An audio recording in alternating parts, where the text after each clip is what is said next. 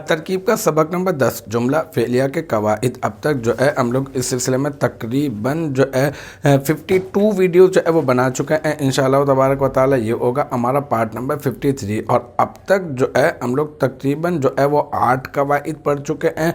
और कायदा नंबर 8 में जो हमने लास्ट में जो वीडियो थी उसमें कायदा नंबर 8 पढ़ा था और उसमें जो मिसाल जो इस्तेमाल हुई थी उसका मैंने कहा था इंशाअल्लाह ताला अगली वीडियो में हम लोग बाकायदा तौर पर उसकी तरकीब करेंगे ताकि और मज़ीद जो है वो अच्छी तरह से बात समझ में आ जाए। तो ये जो मतलब पिछला वाला जो कायदा था वो कौलुन मज़दर से मुश्तक फ़ेल के मुतालिक था और हमने ये पढ़ा था कि कौलुन मज़दर से मुश्तक अगर फ़ेल आ जाए तो या तो उसका फ़ाइल मज़कूर होगा या तो उसका फ़ाइल यानी फ़ाइल तो मज़कूर होगा, फ़ाइल का या तो कलाम मज़कूर होगा या तो फ़ाइल का कलाम मज़कूर नहीं होगा। अगर कलाम मज़कूर होगा तो आप जो है वो फ़ेल फ़ाइल और मक़ूला, कलाम को मक़ूला बना देंगे, फिर फ़ेल अपने फ़ाइल और मक़ूला से मिलाकर जुमला फ़ेलिया या इंशाइया बना देंगे।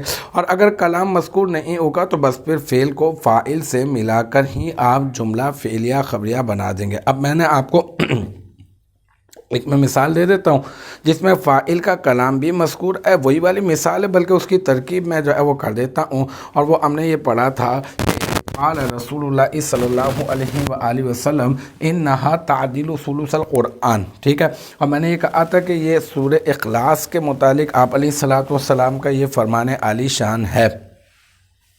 तो यहाँ से जो ज़मीर है वो वहाँ पे लौटेगी। तो अब इसकी तरकीब जो है क़ाल रसूलुल्लाह सल्लल्लाहु अलैहि वसल्लम इन्ना तादिलु सुलुसल क़ुरआन, इसकी पूरी तरकीब मैं आपको बता देता हूँ। देखें क़ाला ये तो हो जाएगा सीगा वाहिद मुज़क्कर गाइब और फ़ेल माजी मुस्बत मारूफ और सुलासी मुजर्रद अजवफ़ वावी। ठीक है, क्योंकि इसके उरूफ़ असलिया जो है वो कवाला है ना, तो अजवफ़ वावी और सही अजवफ़ वावी असबाब नसरा यंसुरु यानी कवाला यकवुलु ये असल में है और फिर बाद में तालील होकर ये बन जाता है काला यकूलु। ठीक है जनाब। अब ये रसूल और अल्लाह इसका आपस में रिश्ता मुदाफ मुदाफ इलैह का पहला नकीरा है, दूसरा मारफा पहला नकीरा इस वजह से क्योंकि मारफा की कोई अलामत मौजूद नहीं, दूसरा मारफा इस वजह से क्योंकि अल्लाह इसमें जलालत जो है वो मारफा हुआ करता, इसमें जलालत मुदाफिल है और बन गया मुरक्कब इज़ाफ़ी। ठीक है ना। तो और ये मिल गया। आप देखते हैं कि इस कौलुन मज़दर से मुश्तक ये इसके फ़ाइल का कोई कलाम मज़कूर है या नहीं, तो हाँ बिल्कुल ये कलाम मज़कूर है। तो अब इस कलाम की भी पहले तरकीब करते हैं। कैसे, यहाँ पे देखें इन्नहा तादिलु सुलुसल क़ुरआन, हम जानते हैं इन्ना मुशब्बह बिल फ़ेल है और इन्ना नज़र आएगा ना तो आप क्या करेंगे, आप इसका इसम और आप इसकी ख़बर तलाश करेंगे। हमने देखा इन्ना अर्फ़ मुशब्बह बिल फ़ेल है तो हमने जो है कहा इन्ना अर्फ़ मुशब्बह बिल फ़ेल और हा ज़मीर जो है हमने बना दिया इसको इन्ना का इसम। ये जो है वो ज़मीर मंसूब मुत्तसिल है, अब अमिल से जो है वो मिली हुई है और ये जो है ज़मीर वाहिद जो है वो कहीं। तो मैंने कहा कि ये सूरह इखलास की तरफ लौट रही है, मतलब पीछे से अगर सयाक व सबाक अगर आप देखें ना तो राजी बस हुए सूरतुल इखलास आई कुरान के बराबर है। तो इन्ना मिल गया और इन्ना का इसम में भी मिल गया कि ये तादिल हो। ठीक है, ये तादिल जो है ये फेल है, मुज़क्कर गाइब है, वाहिद मुअन्नस गाइब है, फ़ेल मुदारे मुस्बत मारूफ है और ये सुलासी मुजर्रद है और ये यंसुरु के बाद ऐन दाल और लाम और है ना ये इसमें जो है